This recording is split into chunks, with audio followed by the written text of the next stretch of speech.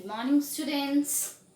आज अपन अपने first chapter का पार्ट 2 देखेंगे। ओके, कल अपन ने पार्ट 1 देखा था, उसमें अपन ने बेसिक डेफिनेशंस देखी थी। दो तरीके की डेफिनेशंस अपन ने डिस्कस की थी, वेल सेंटर डेफिनेशन और वेलफेयर सेंटर डेफिनेशन। आज अपन थर्ड टाइप की डेफिनेशन देखेंगे जो कि है स्कैरसिटी सेंटर डेफिनेशन। किस पे बेस्ड है ये डेफिनेशन? स्कैरसिटी पे। ओके, इस डेफिनेशन में क्या बोला है? Economics is a science which studies human behaviour. इसमें भी इकोनॉमिक को क्या बोला है हमने? एक साइंस बोला है जो किस पे डिपेंड करता है, किसकी स्टडी करते हैं? ह्यूमन बिहेवियर की, as a relationship between ends and scarce means हमारी ज़रूरतें और हमारे लिमिटेड साधनों के बीच के रिलेशनशिप की स्टडी करने को ही हम क्या बोलते हैं? इकोनॉमिक्स बोलते हैं। ये हमारी जो स्कैरसिटी बेस्ड डेफिनेशन ये किसने दी है? रॉबिन्स ने, प्रोफेसर रॉबिन्स। तो इस डेफिनेशन को हम एक और नाम से जानते हैं, रॉबिन्स डेफिनेशन। अब इस डेफिनेशन को बनाने में हमने क्या बेस लिए थे, मतलब क्या मान के चले थे? तो सबसे पहला बेस हमारा क्या था कि अनलिमिटेड वॉन्ट्स होती हैं। जो वॉन्ट्स है वो क्या है? अनलिमिटेड है। देन लिमिटेड मीन्स साधन क्या है हमारे पास? लिमिटेड है। और उन लिमिटेड साधनों के ऑल्टरनेटिव यूजेस भी हैं। Wants very in intensity. अब देखो, सबके हिसाब से ज़रूरतें बदल जाती हैं, उनकी महत्वता बदल जाती है। अगर कोई एक मेडिकल स्टोर पे है तो उसके लिए वो दवाई या वो इंजेक्शन बहुत इम्पोर्टेंट, कोई मेडिकल लाइफ सपोर्ट सिस्टम पे है तो उसे वो लाइफ सपोर्ट सिस्टम या इलेक्ट्रिसिटी बहुत इंपॉर्टेंट है। लेकिन हमें इलेक्ट्रिसिटी अगर 1 घंटे के लिए चली भी जाती है तो उतनी प्रॉब्लम नहीं फेस करनी पड़ेगी, हमारी इलेक्ट्रिसिटी कम इंपॉर्टेंट हो गई। लेकिन जो उस पर लाइफ सपोर्ट सिस्टम पे उसको इलेक्ट्रिसिटी ज़्यादा इंपॉर्टेंट हो गई। तो ज़रूरत के हिसाब से हमारी इम्पोर्टेंस, गुड्स के लिए इम्पोर्टेंस भी बदलती रहती है। ये हो गए हमारे बेस। इन बेसिस को ही ध्यान में रख के हमने हमारी ये डेफिनेशन डिज़ाइन की है। नेक्स्ट, कैरेक्टरिस्टिक क्या है रॉबिन्स डेफिनेशन के? तो सबसे पहले हम इसमें किस बारे में डिस्कस करते हैं? Human behaviour. ये क्या है? Positive science. हम हर चीज़ को क्या करते हैं? मैंने बताया था 2 तरीके की साइंस होती है, पॉजिटिव और नॉर्मेटिव साइड। पॉजिटिव साइंस में हम प्रेजेंट में डील करते हैं और नॉर्मेटिव साइंस में हम आइडियोलॉजी थिंकिंग की बात करते हैं कि ऐसा होना चाहिए। तो यहाँ पे हम प्रेजेंट में देखते हैं। इसका स्कोप क्या होता है? वाइडर स्कोप, बहुत बड़ा स्कोप, मतलब एरिया क्या होता है? बहुत बड़ा होता है। देन यूनिवर्सली एक्सेप्टेड, और ये डेफिनेशन सब जगह पे मान्य है, कहीं पे भी इसको इग्नोर या निग्लेक्ट नहीं किया है। Is it clear? Now next one, criticism of Robins definition. Robins definition का क्रिटिसिज्म नॉट इजी, ये आसानी से समझ में नहीं आती, इजी नहीं है। इसका स्कोप को ज़्यादा ही बड़ा है, मतलब ज़रूरत से ज़्यादा बड़ा है। प्योरली थ्योरेटिकल, ये पूरा थ्योरेटिकल पर है, मतलब इसको प्रैक्टिकल ना लेके हमने थ्योरी, बातों के बेस्ड बनाया हुआ है। No distinction between ends and means, हमने मीन्स और एंड्स के बीच में कोई खास डिफरेंस नहीं बताया। यूज ऑफ डिडक्टिव मैथड, हम क्या मैथड यूज करते हैं? डिडक्टिव, चीज़ों को कम करते जाते हैं। ये हो गया इसके क्रिटिसिज्म की बुराइयाँ। अब एक और इम्पॉर्टेंट पॉइंट है, मार्शल्स डेफिनेशन और रॉबिन्स डेफिनेशन के बीच में कंपैरिजन किया है हमने यहाँ पे। तो जो मार्शल ने डेफिनेशन दी वो क्या है? इजी है और सिंपल है। लेकिन जो रॉबिन्स ने दी वो डिफिकल्ट है और उसमें हमने कॉम्प्लिकेटेड वर्ड्स यूज किए हैं। जो economic activities of ordinary man, Marshall की डेफिनेशन में हमने किसकी इकोनॉमिक एक्टिविटी देखी है? ऑर्डिनरी मैन की। लेकिन रॉबिन्स की डेफिनेशन में हम किसकी स्टडी करते हैं? Study of human behaviour. Marshall में 2 तरीके की एक्टिविटीज बना ली हमने, इकोनॉमिक, नॉन इकोनॉमिक, मतलब क्लासिफिकेशन कर लिया हमने यहाँ पे। और यहाँ पे क्या होता है? एनालिटिकल होता है, चीज़ों को एनालाइज करके रिजल्ट ड्रॉ करते हैं। Then importance given to wealth more than man, man से ज़्यादा इंपॉर्टेंस किसको दी है मार्शल ने? वेल्थ को। और यहाँ पे हमने किसको ज़्यादा इंपॉर्टेंस दी है? मैन को, ह्यूमन बीइंग को। ये good is good from the practical point of view. Practical point of view से मार्शल की डेफिनेशन अच्छी है और थियोरेटिकल पॉइंट ऑफ व्यू से रॉबिन्स की डेफिनेशन अच्छी है। ये हमने पढ़ ली रॉबिन्स की डेफिनेशन, उनके डिफरेंस। अब अपन नेक्स्ट टॉपिक देखते हैं।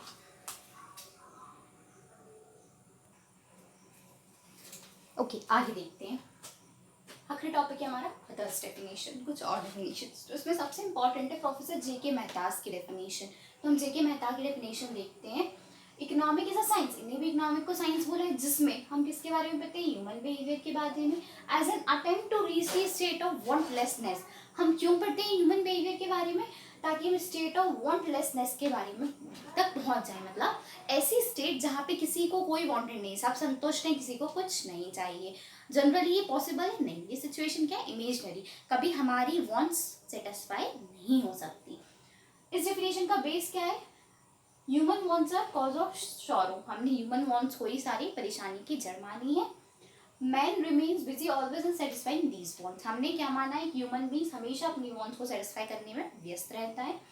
If he reduce his wants, अगर वो अपनी वॉन्ट्स को कम कर ले तो वो अपनी लाइफ हैप्पीली जी सकता है। तो चिंता नहीं होगी, परेशानी नहीं होगी, दुखी नहीं होगा कि ये नहीं है मेरे पास, ये नहीं है, तो अपनी लाइफ स्मूथली जी सकता है।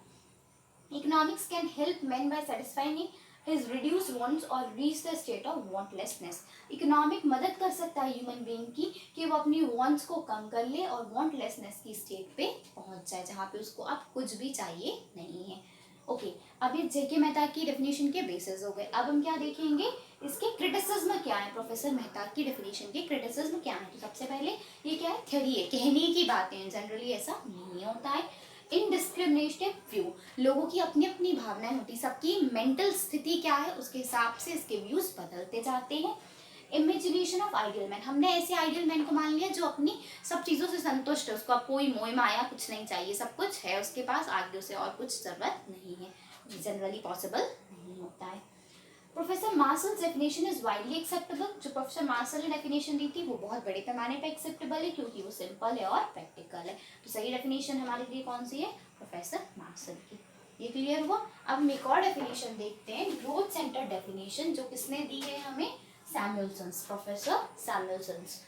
Economic is the study of how man society choose with or without use of money to employ scarce productive resources। यहाँ पे बोला है इकोनॉमिक स्टडी है कि कैसे ह्यूमन बीइंग और सोसाइटी सिलेक्ट करता है, चूज करता है with or without the use of money, पैसे के उपयोग के साथ या उसके बिना, to employ scarce productive resources, उसके पास जो कम प्रोडक्टिव उत्पादक रिसोर्सेज है उनका यूज करके, विच कोड हैव ऑल्टरनेटिव यूजेस, जिनका ऑल्टरनेटिव यूजेस भी हो सकता है, टू प्रोड्यूस वेरियस कमोडिटीज, अलग अलग कमोडिटीज प्रोड्यूस करने के लिए ओवर टाइम, समय के साथ, and distribute them for consumption, और उनको फिर कंजम्पशन के लिए बांट देना, now and in the future among various people and group of society, अभी और फ्यूचर में अलग अलग लोगों को और ग्रुप ऑफ पीपल्स को।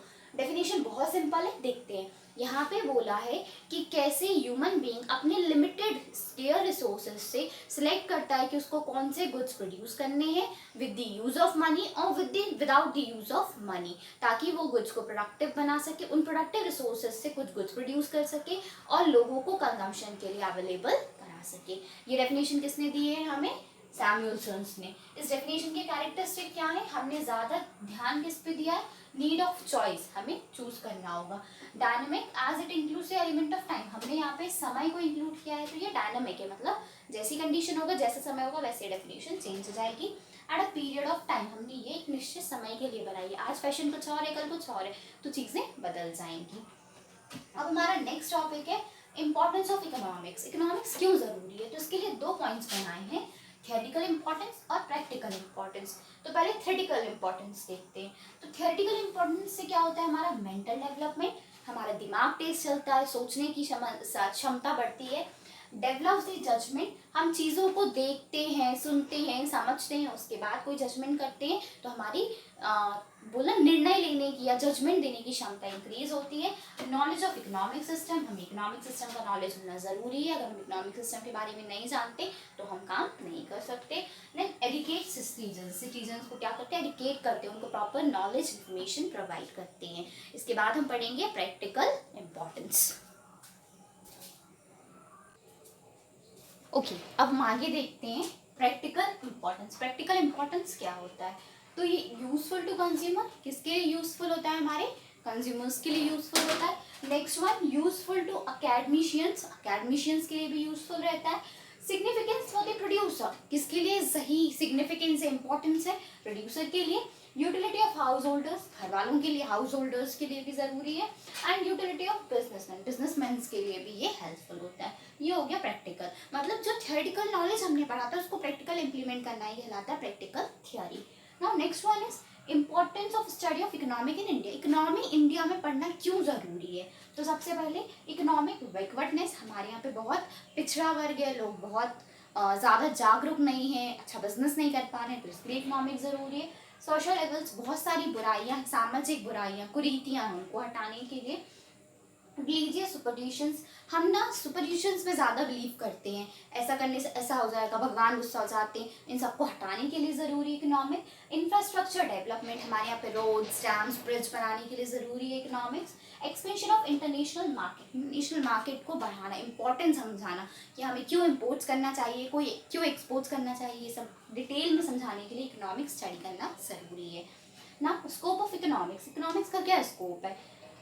By scope of economic is mean the field or area exactly covered by the subject of economic। Simple मतलब है कि आपने कितना फील्ड या कितना एरिया कवर किया। अब एरिया ऐसे नहीं कि एकड़ में नाप के ले लिया, एक टेम्परेरी की कितना सेक्टर कवर किया बिजनेस सेंस में, उस एरिया को फाइंड करने के लिए हम बोलते हैं economics, scope of economics. Next one, professor Keynes के व्यूज दिए।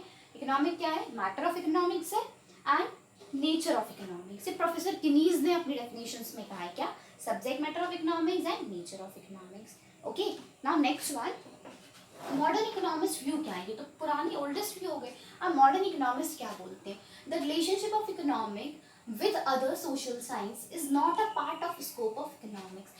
इकोनॉमिक का बाकी अदर चीजों से रिलेशन इकोनॉमिक्स का पार्ट नहीं बोला, इकोनॉमिक के स्कोप में नहीं आता है ना। Subject matter of economics, nature of economics, relationship of economic with other social science and limitation of economic, ये हमारे मॉडर्न व्यूज हो गए। Now department of economics, economics के कितने डिपार्टमेंट होते हैं? ये बहुत इंपॉर्टेंट है, रिमेंबर दिस, अच्छे से ध्यान रखना, आगे बहुत काम आएगा। कंजम्पशन, सबसे पहला क्या है? कंजम्पशन। सेकेंड क्या है? Production. Third one exchange. Fourth one distribution and fifth one और last one is public finance. अब इनका मतलब क्या होता है समझते हैं। Consumption, that central point round which all the economic activities revolve. सभी इकोनॉमिक एक्टिविटी किसके अराउंड घूमती है? कंजम्पशन के। कंजम्पशन नहीं होगा तो कोई भी इकोनॉमिक एक्टिविटी नहीं होगी। देखो ये प्रैक्टिकली भी समझो, अगर आप किसी गुड्स को खरीदना ही नहीं चाहोगे, मार्केट में वो गुड्स बिकता ही नहीं है, तो क्या लोग उस गुड्स को बनाएंगे? नहीं, उस गुड्स को नहीं बनाएंगे। तो गुड्स प्रोड्यूस क्यों होते हैं? क्योंकि उसकी मार्केट में ज़रूरत है, लोग उसको खरीदना चाहते हैं। तो कंजम्पशन सबसे मेन इकोनॉमिक एक्टिविटी होती है। प्रोडक्शन, प्रोडक्शन मतलब means creation of economic utility और वैल्यू ऑफ अ कमोडिटी। आपने जो कमोडिटी बनाई है उसकी इकोनॉमिक यूटिलिटी और वैल्यू मतलब उसकी कीमत और उसको उपयोग करने लायक बनाना कहलाता है प्रोडक्शन। ओके, नेक्स्ट ये exchange, means giving commodity of less utility, जिसकी आपको कम जरूरत है वो कमोडिटी देना और उसके बदले में ज़्यादा यूटिलिटी की कमोडिटी लेना कहलाता है एक्सचेंज। फॉर एग्जाम्पल मनी, अब पैसे रख के तो हम खाना नहीं खा सकते कि एक पैसे को फोल्ड किया और हमने खाना शुरू कर दिया, उसके लिए हमको पैसे देने पड़ेंगे और खाना खरीदना पड़ेगा। तो पैसे हमारे लिए कम यूटिलिटी हो गई और खाना हमारे लिए ज़्यादा उपयोगी हो गया। Next one distribution, means disbursement, बांट देना ऑफ वेल्थ, किसको? वेल्थ को, among various factors engaged in the production. जो हमारे प्रोडक्शन में अलग अलग फैक्टर्स लगे ना, लैंड, लेबर, कैपिटल, इंटरव्यूअर, उन सब में पैसों को बांट देना, उनको क्या बोलते हैं हम? Distribution of goods and services, ताकि वो गुड्स एंड सर्विसेज बाय कर पाए। लोगों के पास मनी नहीं होगा तो फिर वो गुड्स एंड सर्विसेज बाय नहीं कर सकते।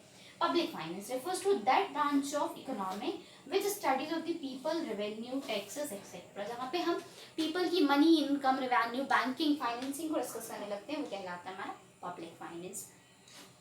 आई होप ये सब कुछ आपको अच्छे से समझ में आ गया है। ओके, आगे बढ़े। नेक्स्ट टॉपिक है economic and non economic activity. ये मैंने आपको पहले भी बताया, फिर से बता देती हूँ।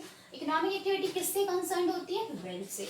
नॉन इकोनॉमिक किससे कंसर्न नहीं होती है? वेल्थ से कंसर्न नहीं होती है, पैसे का कोई इन्वॉल्वमेंट नहीं होता। मेन मोटिव क्या होता है इकोनॉमिक का? अर्निंग वेल्थ, और इसमें क्या होता है? सेटिस्फेक्शन लेना। हमारा मेन मोटिव अर्निंग वेल्थ नहीं होता। ये हमेशा वैलिड और लीगल एक्टिविटी होती है और यहाँ पे ऑलवेज लीगल हो ऐसा जरूरी नहीं होता है। Are done for fulfilling the wants of man. हम इकोनॉमिक एक्टिविटी क्यों करते हैं? लोगों की जरूरतें पूरी करने के लिए। और हम ये क्यों करते हैं? हमारी इच्छा और हमारे इमोशंस। नॉन इकोनॉमिक एक्टिविटी हम अपनी मर्जी इच्छा से करते हैं, किसी मजबूरी या किसी के लिए नहीं करते। जनरली एक्टिविटीज ऑफ मैन, ये इकोनॉमिक एक्टिविटी जनरल एक्टिविटीज है ह्यूमन के लिए, लेकिन ये क्या है? एबनॉर्मल। एबनॉर्मल क्यों हो सकती है?